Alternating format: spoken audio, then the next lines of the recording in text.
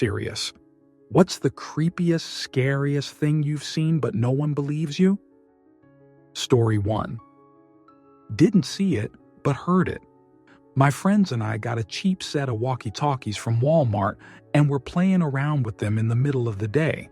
There's a bit of silence as we're trying to figure out the volume, and out of nowhere there's a male voice saying, "Mayday, Mayday, Mayday," that comes through all of our walkie-talkies, and it definitely sounds like it from one of those aircraft headsets.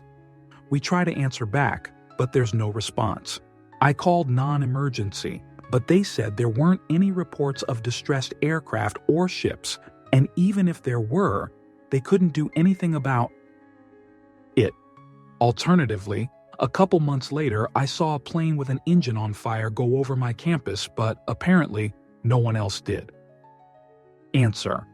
My brother insists that when we were kids, our mom took us to LAX to see a 747 that had crashed onto the tarmac and broken apart, even though I have absolutely no recollection of this. He said it was burned out, broken into several pieces, and the yellow emergency slides were deployed. It was still smoking, and there was a trail of debris and charred runway behind it. Apparently, it was just me, my brother, and my mom, despite the fact that we have another brother and 2 sisters who were still living at home at the time. He says he just remembers watching the plane and all the emergency. Workers from a chain link fence. This makes zero sense, because first of all, why the hell would our mom take us to see a tragic plane crash? She wasn't that type of person. Second of all, LAX is about an hour drive, which makes it less plausible. And third, and fourth, of all my mom, she has passed since, but I asked several times about it, denies that it ever happened, and I have searched and there were no plane crashes in the area at the time. The weird thing is, my brother has a freaky memory. He remembers random odd events even from when he was insanely young, mentioning things with scarily accurate detail that most people that young wouldn't remember. It was around the time that our family took a plane from LAX to Mexico to visit my dad's family, so I just chalk it up to him internalizing some fear from the flight, even though I remember us both being okay about flying. It was, up until this year, I'm 30 now, was 5 at the time, the only time I'd flown in a plane. But the other thing is that for as long as I can remember, I have had intense nightmares of planes crashing. I'm either on the plane or I'm watching it crash near me. I've since developed an intense fear of flying. Not just of flying, but of planes in the air. There is something viscerally unnerving to me seeing these big jerk metal monstrosities flying through the air. It's almost, I don't know how to describe it, but morbidly and deeply disturbing. Anyway, every time I have one of these plane crash nightmares, I think, or say something like, "Oh my God, it's finally happened," after all these years of dreaming about it, simply because of how absolutely real and convincing these dreams are. Sometimes I suspect I'm dreaming, but something will happen that makes me absolutely convinced that this time it's actually happening and I'm not dreaming. The fudge up thing is, if I ever do see a plane crash or survive a plane crash, I will immediately suspect that I'm either trapped in a dream or have died, and I don't know if anyone will be able to convince me otherwise. I have some seriously fudge up issues with sleep and nightmares though. I should probably see someone about it because it has seriously impacted my health. Story 2. Growing up, I had a friend named Adam.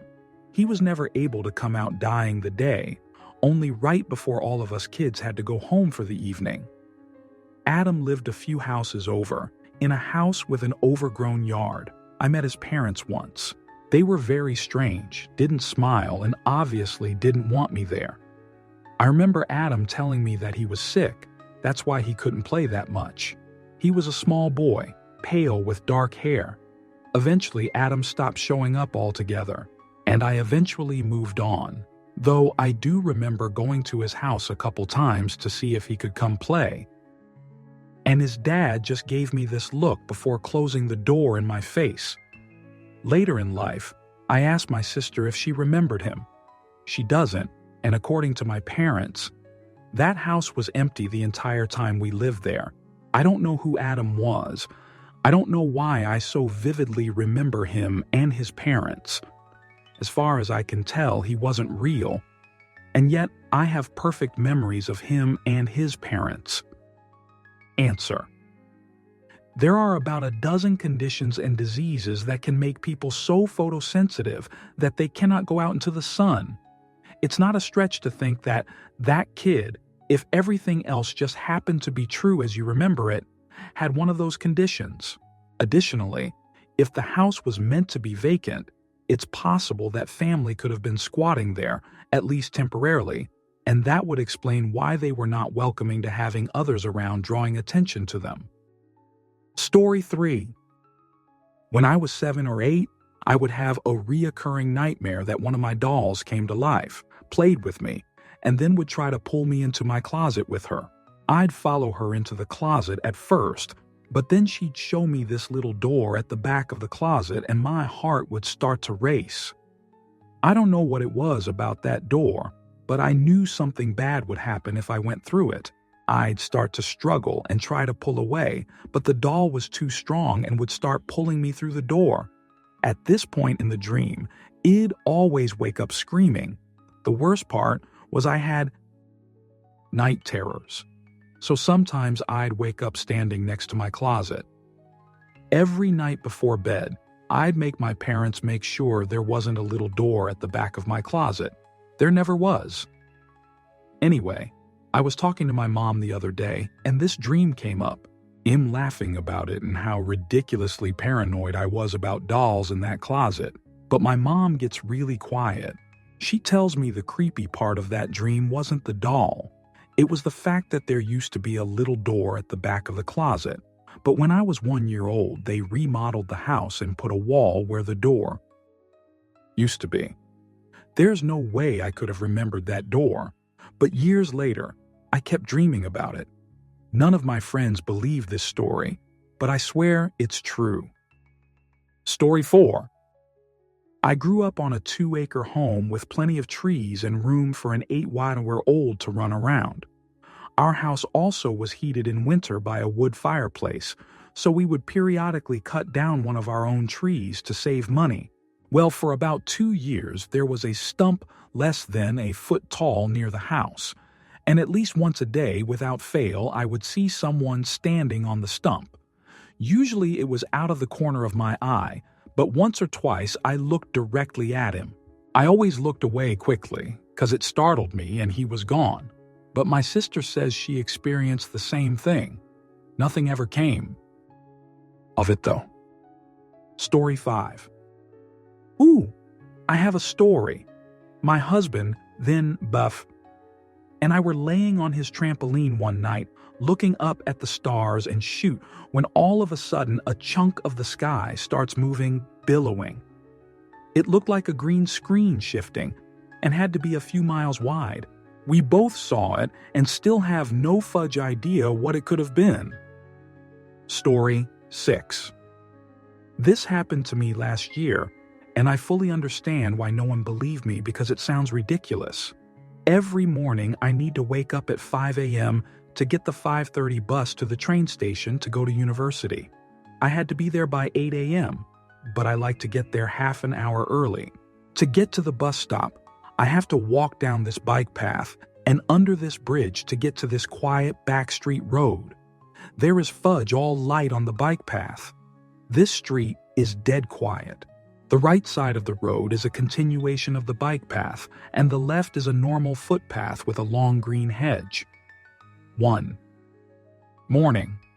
I was standing there waiting for a bus, and this old woman comes walking out from under the bridge. I didn't see her at first because, as I said, it was pitch black on the bike path. She crosses the road and walks up to me. She asked me if I knew where X Road was. I turned to point in the direction of the road she was looking for. I turned back and she was gone. This old woman who was walking at a snail's pace disappeared within 3 seconds. Answer: Similar thing, I was walking through NYC near Madison Square at like 4 a.m. I had just walked my girlfriend to the train after a long night. Some old homeless man came up to me and tapped my shoulder.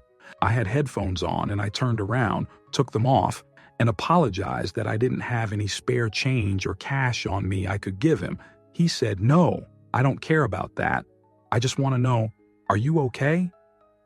I was pretty confused and nodded and just told him, "Yeah, I'm okay."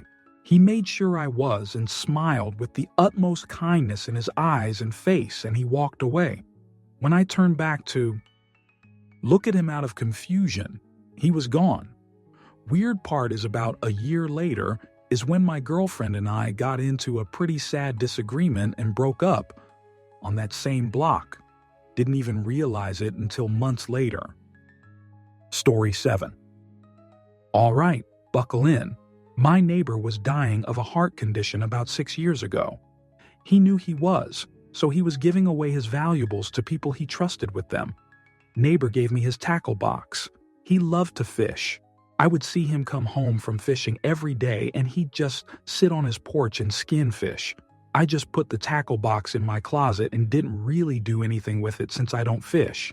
Anyways, soon after, he passed away in his home. Exactly a week after that, I woke up to the tackle box at the foot of my bed. Weird, but my stepdad likes to mail body part around. Figured it was him, so I put it back. The next morning, I wake up. It's at the foot of my bed again. So I asked my stepdad what the deal was, and he had no idea what I was talking about. To test this, I put the tackle box in a spot that he wouldn't find, nor would he attempt to get it, under my bed, all the way in the back against the wall, and I put stuff in front of it to conceal it. Next morning, nothing. Okay, I guess it was him.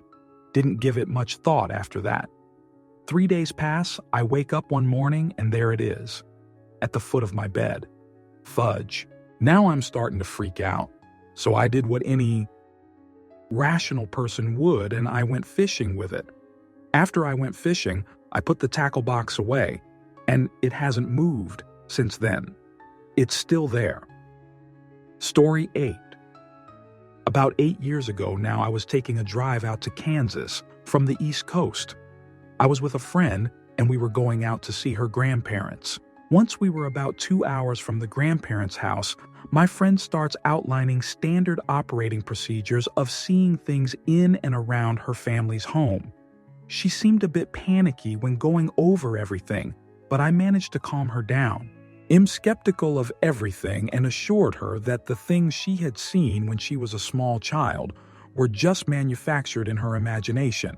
She insisted that the entire family had seen these things with the exception of her grandparents. 2 hours later, we arrive in Kansas and I'm ready to fall over because of the length of time the last leg of the trip took. We are welcomed and grandmother takes me to a back bedroom, and just as she about to close the door, she stops, says, "Maybe you shouldn't stay in this room," and escorts me to another room. Okay, that was a little strange, but whatever. I'm tired. Fast forward to night 2 at the grandparents' home. It's around 11 p.m. and my friend is crashed out on the couch watching TV. I'm in an adjacent bedroom from which I can see her laying on the couch. I nod off for the night and wake up to an old gray man that bared a resemblance to the grandfather, but was not the grandfather standing with his back to me in the doorway, looking at my friend sleeping on the couch. I decided I was going to get up and confront the old gray man, and something slammed me back into the bed. I tried to get up several more times with the same result. Each time I was slammed back into the bed, a voice would repeat, "Put a seal on the door." Finally, I snapped to it's 3 a.m., and everything was normal. I must have been sleeping. It was a dream.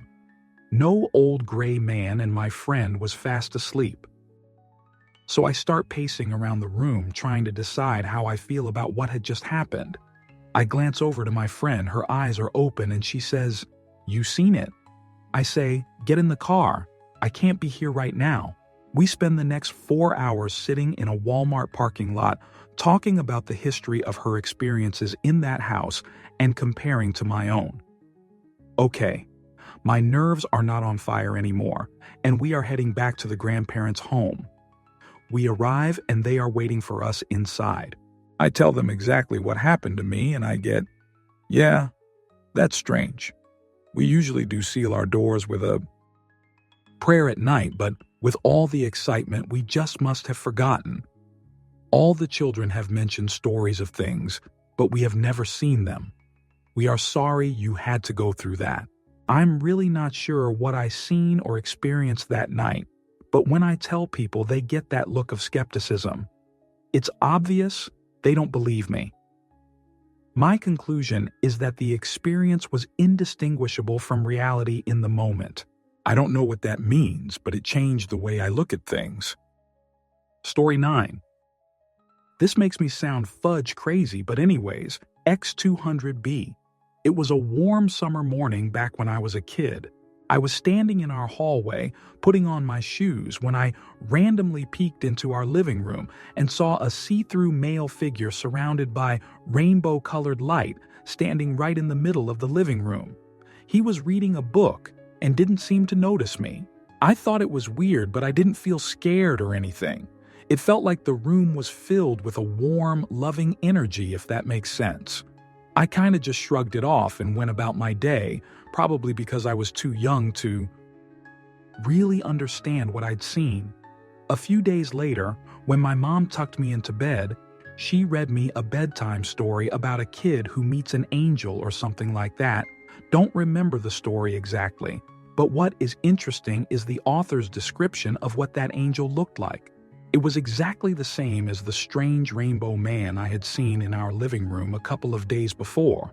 It even said that angels will often visit humans surrounded by a strong rainbow-colored lightning and manifest themselves while reading a book.